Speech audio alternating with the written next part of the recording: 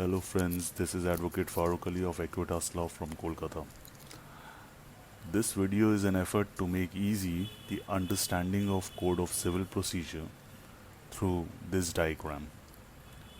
This diagram is inspired by my senior and his teachings to make the understanding of one of the difficult procedures easy. So let's begin. The components of this diagram, as you can see, is distinctly marked with numbers in red.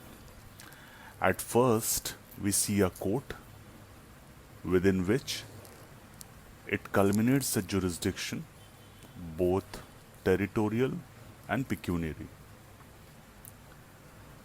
Then it is divided into the parties.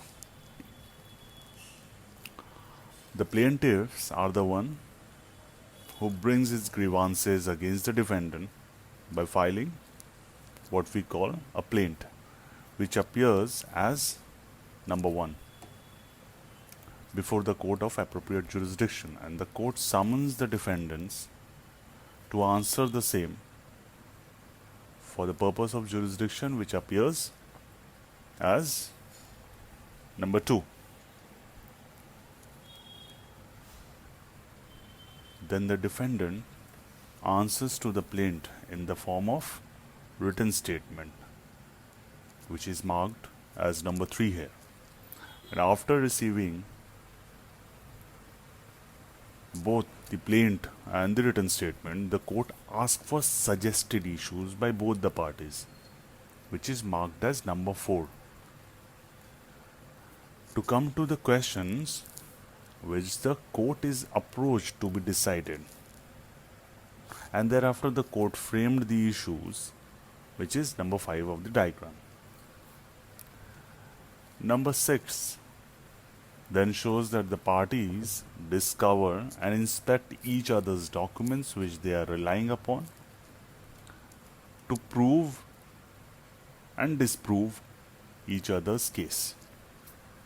And then the plaintiff and the defendant files their list of witnesses which both the parties wishes to bring to their case, which are marked as number 7 and number 8.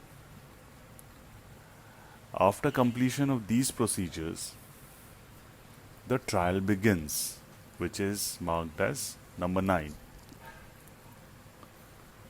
Number 10 shows that the plaintiff will bring its witness for evidence in chief, and the defendant will cross-examine the said witness thereafter, which is marked as number 11.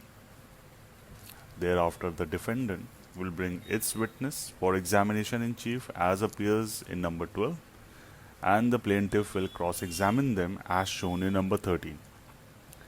Number 14 shows that in a suit, defendant's lawyers are allowed to argue first. And then number 15 is the court passing its judgment. Now thereafter, the procedure of appeal to the higher court and forum, that remains, but this is the basic structure to understand the free flow of our procedural law of Code of Civil Procedure. Now this is my humble attempt to make this thing easier for a fresh law graduate and for law students to understand the procedural law, and I'm looking forward to explain whatever I feel necessary and within my competence to make you understand different propositions of law. Please like and subscribe this channel.